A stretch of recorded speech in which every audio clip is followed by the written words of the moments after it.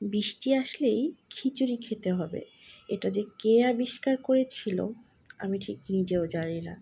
তবে বৃষ্টি আসলেই কেন খিচুড়ি খেতে হবে বলুন তো? বৃষ্টি আসলেই কেন খিচুড়ি খেতে মনে খিচুড়ি চায়? খাওয়ার জন্য মনটা একদম ছটফট করে। কখন একটু পোলার চাল দিয়ে খিচুড়ি রান্না করব। সাথে থাকবে একটু ভর্তা বা মাংস বা মাছ ভাজি, বেগুন ভাজি।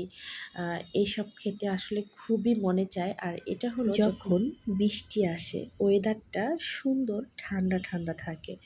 তো আজকে আমি রান্না করে ফেললাম খিচুড়ি। আর সেটা হলো চিনি গুঁড়া পোলার চাল আর হলো দেশি মসুর ডাল। আমি যেটা সবসময় রান্না করি এই ২ টা জিনিস সাথে আমি ভেজে নিচ্ছি ইলিশ মাছ। ইলিশ মাছ, বেগুন ভাজি এটা হলে তো আর কিছু লাগেই না খিচুড়িতে, তাই না?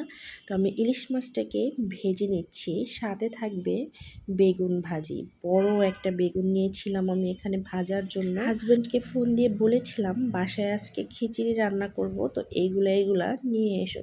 সেও ঠিক আমি যেভাবে বলেছি ঠিক সেইভাবে করেই সবসময় সবকিছু নিয়ে আসে। সাথে নিয়ে আসছিল চ্যাপা শুটকি। যদিও এটা আমি তাকে বলিনি, বাট সে বুঝতে পেরেছে যে খিচুড়ির সাথে আসলে শুটকি ভর্তাটা হলে বেশি ভালো হবে। তো এই যে আমি পাটায় বেটে নিচ্ছি আর একটু একটু করে ভিডিও নিয়ে নিচ্ছি। আর এই যে আমার রান্না কমপ্লিট। খিচুড়ি, চ্যাপা শুটকি ভর্তা, এখানে আছে সালাদ, বেগুন ভাজি, এখানে আছে ডিম ভাজি, ইলিশ মাছ ভাজা।